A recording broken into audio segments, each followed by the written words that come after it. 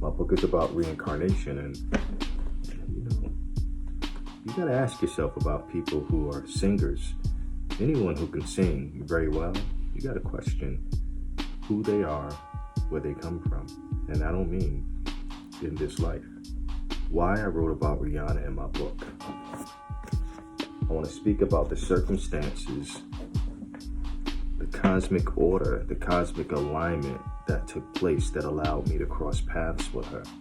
The events that took place that allowed me to cross paths with her, meet her, have a short conversation. And then not just that, but what happened after we met, right? A few years later.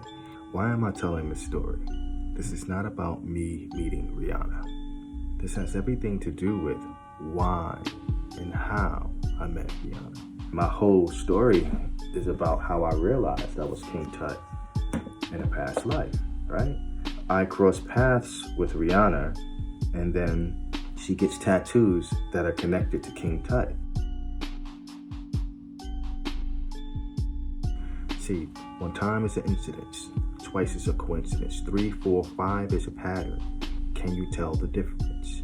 Can you tell the difference? See, I'm claimed to have lived a life in ancient Kemet. The question is, who was Rihanna in her past life?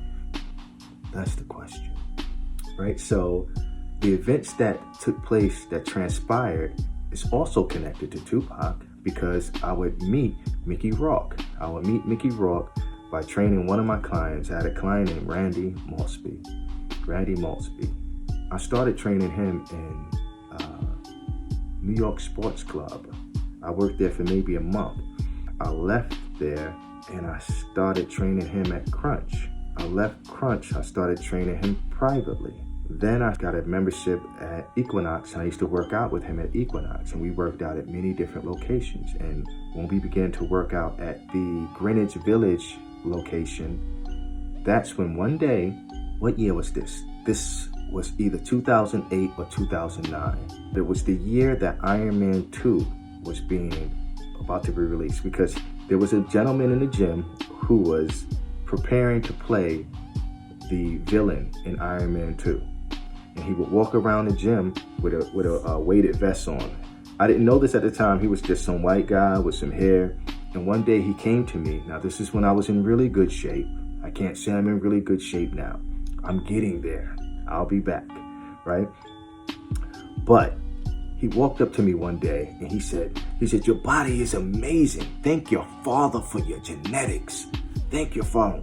You know, in the gym, we give people, props and stuff. So I didn't think anything of it. We laughed, we joked, we started talking about fitness.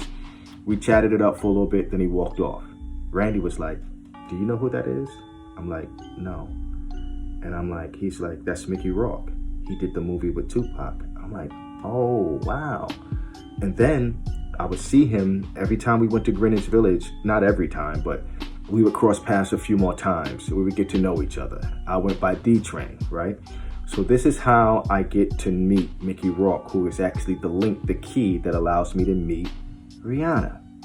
So a girl that I'm friends with at the time, dating at the time, she's a Persian woman from London. She had a couple of buddies who were visiting from UK. Our mutual friend is a lady called Susan, who I've known since I was 16.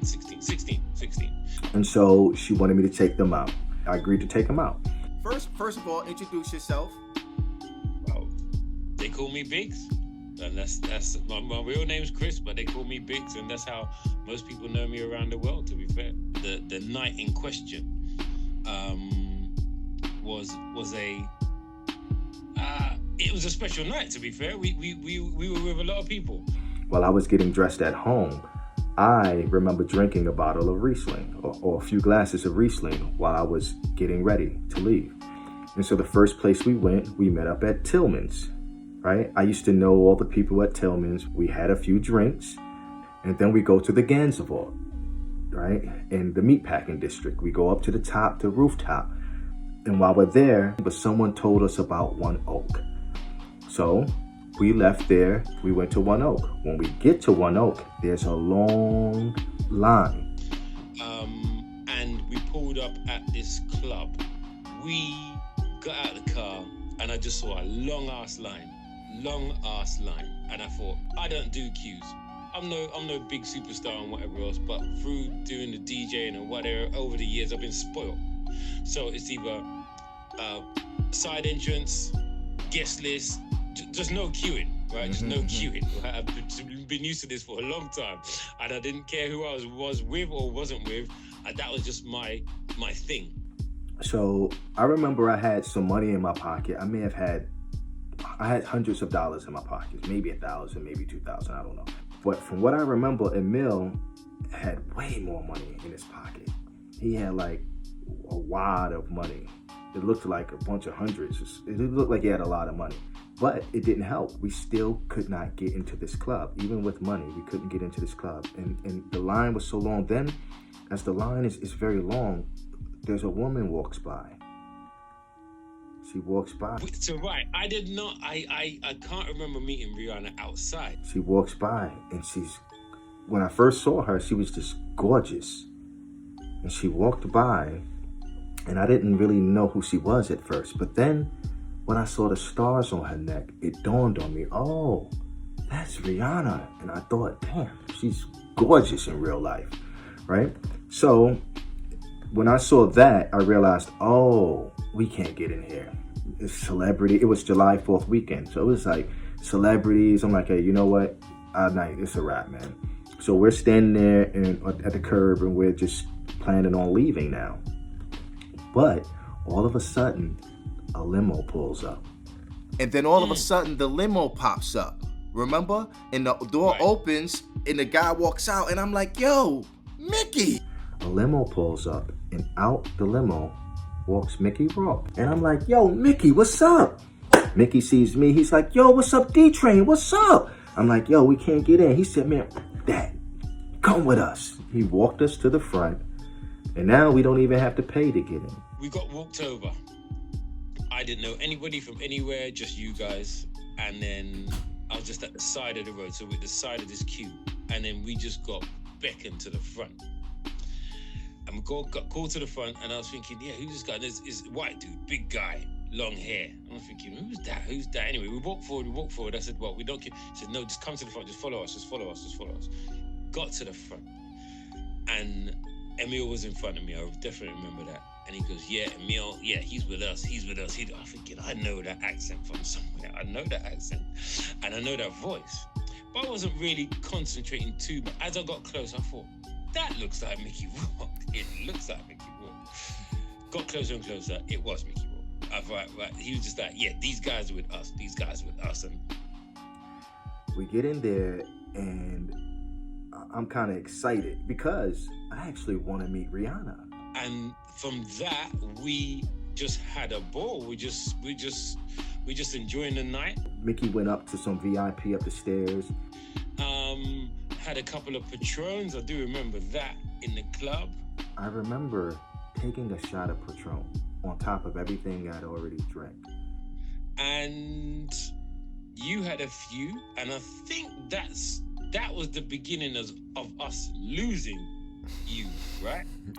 And that's when my night got cloudy. But what I do remember is that as we was walking through, I think Mickey said, oh, Rihanna's here, la da la, da da da da da da. And I thought, okay, cool. He goes, nah, man, we got this table over here. You guys sit there and would let the night go on. So maybe half hour went through. Then we got taken over to meet Rihanna and all the rest of it. He said, hi, and I was thinking, right, you're quite. I didn't realize she's a tall lady, and we had a little conversation, and she was pleasant, she was nice, and I thought, okay, you are pretty in real life. At the time, her music was the top of the charts everywhere, all over the world. So she was big shit when we met her. But yeah, it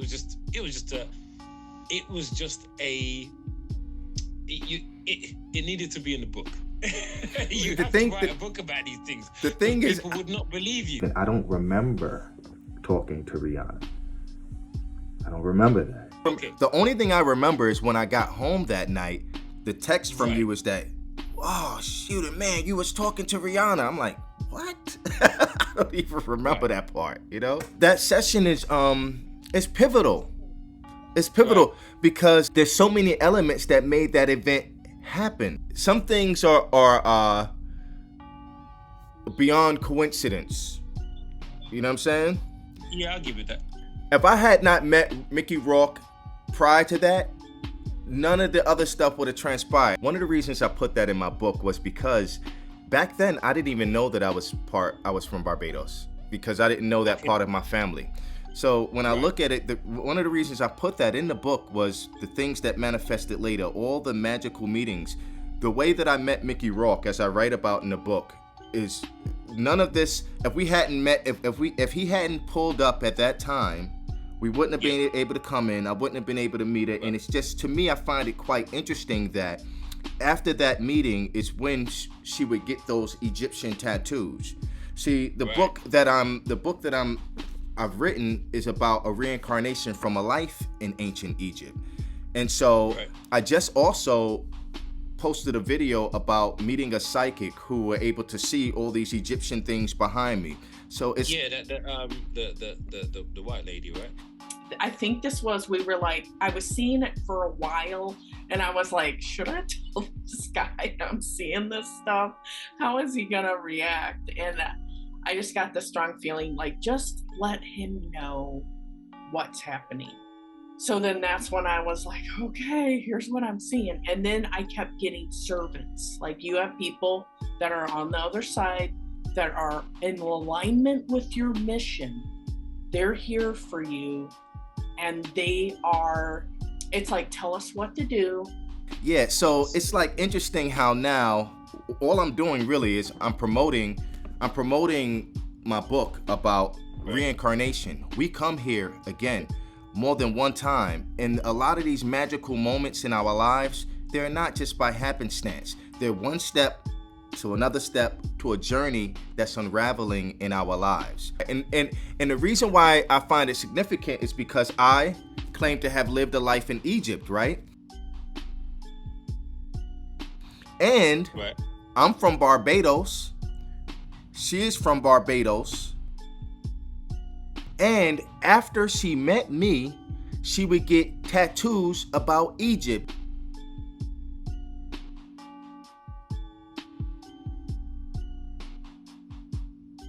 And do concerts with King Tut behind her. My whole story is about how I realized I was King Tut in a past life, right?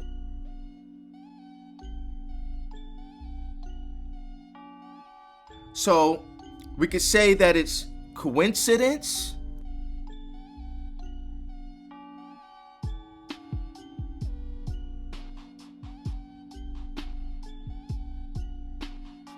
You can see how one thing can lead to the next.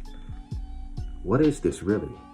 It's just an amazing story of how stars can align that I can end up actually putting into an event that happened in my book. And it's actually very interesting when you look at it all, because even the block that I grew up on in Far Rockaway, Queens, there used to be a deserted like field next to the bay that it was like marsh land, right? Guess what? They built another block that intersects Hillmire, and it's called Barbados. I found that out like in 2022 or 2023 when I was going to the beach a lot in Far Rockaway. I wrote about that experience in the book. But what are the chances that I'm from Barbados? She is from Barbados. They built a street named Barbados, and it intersects the street that I was born on. I'm born on Hillmire. King Tut was born in a city called Akit Aten. Currently they call it Tel El Amarna, but the locals call it El Till, like Emmett Lewis Till, and it means the hill. And I grew up on Hillmire. This situation has to do with the events that took place that allowed me to cross paths with her, meet her, have a short conversation. And then not just that, but what happened after we met, right? A few years later. what are the chances of me crossing paths with her, right? And then at the same time, in my phone having the number. Here's the funny part. The funny part is that in my phone, I have, I don't know if it's ASAP Rocky, but it's one of the ASAPs. One of the ASAP's mother number is in my phone. One of the ASAPs from ASAP Rocky, I met one of their mothers in a Jamaican spot years ago, many years before my past lives. I was in a Jamaican spot between 145th and 146 on 8th Avenue. I forget the name of it. I put my flyers down. A woman picked it up. She was interested in training. I'll do this, because I could just be saying that I have the number. So you can see the last digits of the number are 2699. You can see the last digits are 2699.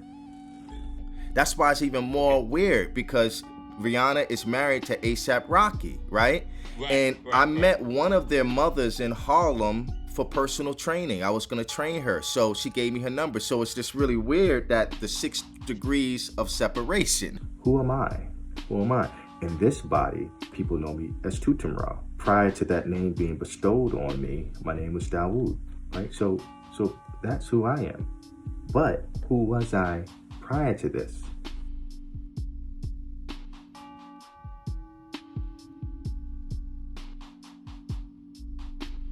Why am I telling this story? This is not about me meeting Rihanna. This has everything to do with why and how I met Rihanna. See, 1 time is an incidence, twice is a coincidence, 3, 4, 5 is a pattern. Can you tell the difference? Can you tell the difference? See, I'm claimed to have lived a life in ancient Kemet. The question is, who was Rihanna in her past life? That's the question. Based on who it is that I claim to be, I find it quite interesting who Rihanna is in respect to who I am. For most of my life, I didn't know that I was Bayesian, so I didn't grow up with the information from my father's side of my family, and so I picked that up years later. So that's one part of it. Even Plato knew about the cyclical nature of life. It was Plato that said that knowledge easily acquired is that which the enduring soul had in a previous life, and so it flows back easily. What does that mean? That means that people who can sing, people who can do poetry, fighters, people with skills, mathematicians, people who have these skills seemingly at an early age are able, like even Mozart. Mozart was performing at 5. Michael Jackson. People who had these gifts, they didn't just learn at this one time. So speaking about gifts and talents carrying over from a previous life, you have to look at people like Rihanna, people like Whitney Houston, who, when Whitney passed away, a month prior to her passing away, I believe it was the same year. I believe she passed away in 2012. Let me check. I was right. Whitney Houston passed away on February 11th, 2012. But the interesting thing about her passing away, other than the fact that at her funeral she had Egyptian Kemetic sarcophagus at the doors of her of the funeral home where they had her service. So apparently Whitney Houston was attracted to Egyptian culture, Kemetic culture. And coincidentally, a month before she passed away, a 3,000-year-old tomb was discovered of a temple singer named Nemes Basset. So I find that to be quite coincidental that this tomb of a temple singer was found. A month later, Whitney Houston passes away. The interesting thing about Whitney Houston is that Whitney Houston got her start in 1977, the same year I was born, at 14 years old. Emmett Till was murdered at 14. The interesting thing is that also in 1977, Tina Turner had a spine-tingling experience, as she stated, when she was walking through an airport and she saw an Egyptian book. She had this like deja vu type experience. She would later see a psychic who told her that she lived an ancient life in ancient Egypt. I can't confirm whether or not Tina Turner was that ancient pharaoh, female pharaoh. I can't confirm that, but I know one thing. I know there's something about people who are born with the ability to sing and to do great things that they didn't learn while they were here. From that experience, Tina Turner lived the rest of her days as a believer, as a person who saw life cyclically. She believed in eternal life like ancient Egypt. And so who is Tina Turner but another woman who sings? Who is Tina Turner? What are you really like? What's your philosophy? Well, I believe in reincarnation.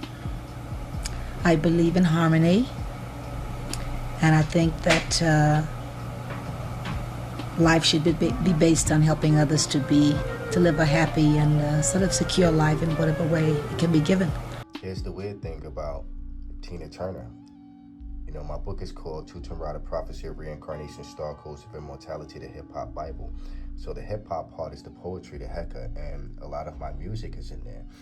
And the one and only time that I ever mentioned Tina Turner's name is on February 26th of 2013. But the next month I would write a rhyme and I would say Hatshepsut's name in that song for the first time ever. And the song that I mentioned Hatshepsut's name in is pretty interesting because that song was written 5 years before I would realize that I was Emile. And in that song, you can see I said, it's the year of the snake, stakes are high. Every day is a day that you can die, but every day is a day that you can fly. When I say fly, what does it mean to you? Is it the way you look or something you do? When you die, do you come back, sign another contract, run another lap? What about the little ones who die so young? Peace to the gods when they come back. I signed another contract to be here. So did you. You were not aware. I see dead people. Now think about that. At this time, you'd have to understand that I wasn't a person who was really speaking about reincarnation, like especially not about myself, but it was coming out in my music. I don't know why I said those words, but those thoughts, I guess, were on my mind subconsciously. When you die, do you come back, sign another contract? What about the little ones who die so young? Little ones like Emile, who die so young. See, I would even say King Tut's name in this rhyme. I took a walk through the Valley of the Kings, and King Tut told me to scream Scorpion King. See, this was the year of the snake. Emile was born in the year of the snake, 1941. I was born again in the year of the snake, 1977. This is 2013, and this was the first year that it was the year of the snake that I realized that it was the year of the snake, and I was born in the year of the snake. In 2001, I didn't know what a year of the snake was. But in 2013, in my book, I write about how I realized, this is right here, actually, the page prior, about how I realized that it was the year of the snake. And you should go to watch the video that I made about music and magic in the movie Sinners. Here's the strange part. After my past life as Emile came in 2018, shortly after that, I stumbled across a song that I'd written years ago in which I say the name Emile, and that shocked me. And I remember I had said Emile's name a few times. So you need to read this book. The book is about coincidences, synchronicities, dreams, manifestation, past lives, and the cyclical nature of life. TutemRa, the Prophecy of Reincarnation, Star Codes of Immortality, the Hip Hop Bible. So if I could reel this back to Rihanna, Rihanna started her professional career in 2003, the year of the goat, which happens to be the year that Emile was murdered, 1955, the year of the goat. Mammy Till, Emile's mother, passed away on January 6, 2003, the year of the goat, right? So what is January 6th? That is also known as Epiphany, Three Kings Day, 12 days after the winter solstice. So, Rihanna, the stars aligning for us to meet. It was, you can look at the things that are happening in your life as just by happenstance or just by chance or luck. A lot of things are not by luck, all right? So who is Rihanna? Rihanna's a billionaire. She's a billionaire, so she's far past stardom. She's superstardom. She's reached superstardom level. So to cross paths with someone like this is very rare. And I also want to mention that I didn't write about this in the book. I haven't met many celebrities in the physical realm, but I've had quite a few dreams with celebrities that are annotated in my book. I've had several more dreams after that I haven't put in, and I didn't put the dreams with Rihanna in there. But I had two very interesting dreams with Rihanna. They were pleasant. They were, one of them took place in Egypt in a desert somewhere. And in the other one, I don't know where I was. But in that dream, I'll tell you this one. In that dream, she wanted to know who Tupac was in a past life. That's who she wanted to know. She wanted to know about Tupac. And of course, in my book, I talk about who Tupac was in a past life in ancient Egypt. And who was Tupac? Someone who was a poet, right? A warrior. I know I'm not supposed to say this, but if I was a white man and I had half of the evidence that I have connecting me to my life, that's Tutankhamun, King Tut, I'd already be on News at Night, Oprah Winfrey, everywhere.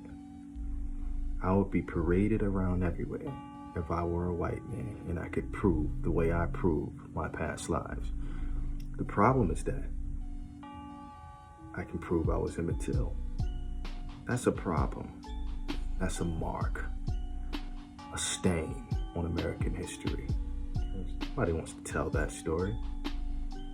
See, why am I telling my story? Why do I continue to tell my story? I did a video interview with a friend of mine who sees entities, who sees ghosts. I'll be uploading that video soon. But as I said in that video, well, as she told me in that video, she told me about how when she was a little girl, she could first see spirits. When she first started seeing spirits, she noticed that the spirits, they want help. They linger around. Oda May, listen, I got to talk to you now. I've got a plan. You see, I figured this thing out. There's something we can do. All we got to do, we can... Oda May?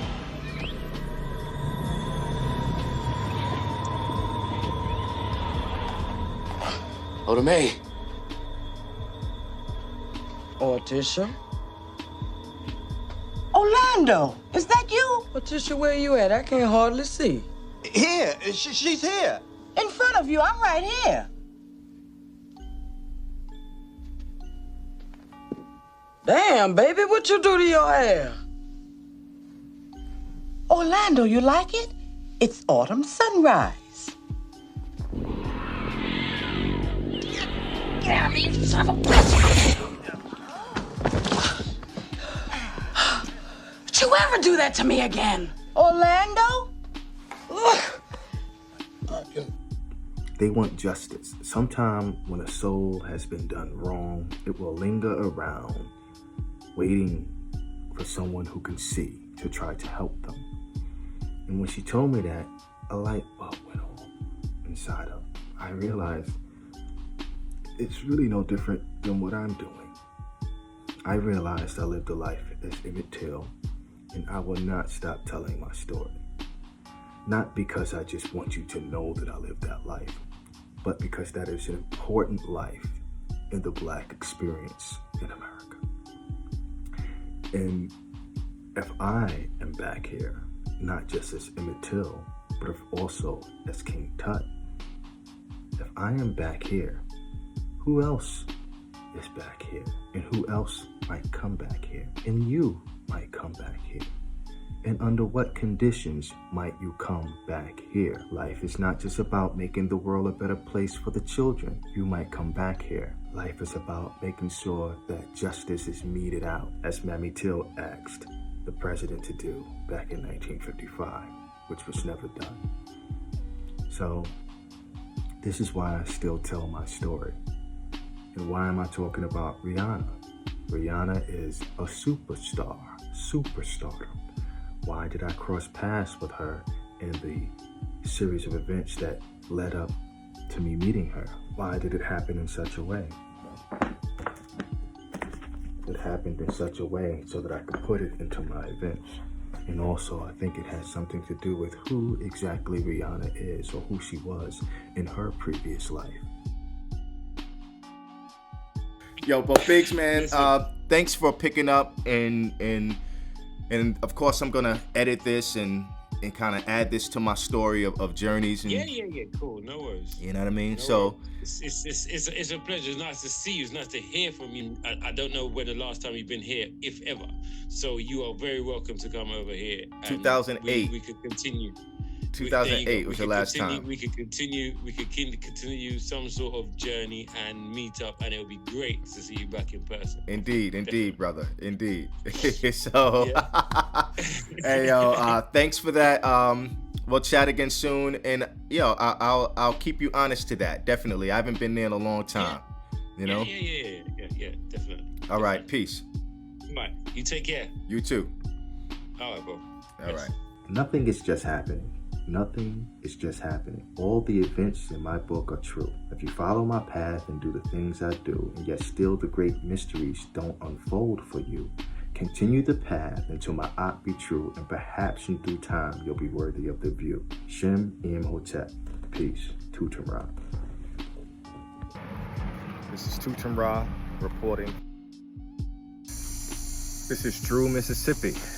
This is the land where Emile was murdered. Right in this barn. Standing in front of the barn where I was murdered in my previous life. If that's not profound, what is? You know, we're immortal beings of life. Death does not stop us. Death will come knocking for all of us.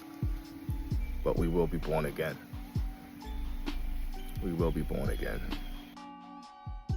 But I'm making this video because I know that I won't be in this body forever. That my time here on this earth is limited. I won't be here forever. But in the time that we live now, we make videos. It's not just books in stone on the wall. Not just books, I also wrote it down in a book. I wrote my story down in a book, in the most profound book of synchronicity, numerology, astrology, dreams, astral projection, ghosts, past lives that you'll ever see. I'm sure someone else will come along again and be able to connect themselves like I have. What does the staff represent? Remember, I told you where I got this. The keeper of the grounds of Akhenaten, where King Tut was born. He gave me the staff. The city the locals call El Till now, like Emmett Lewis Till. But what does the staff represent?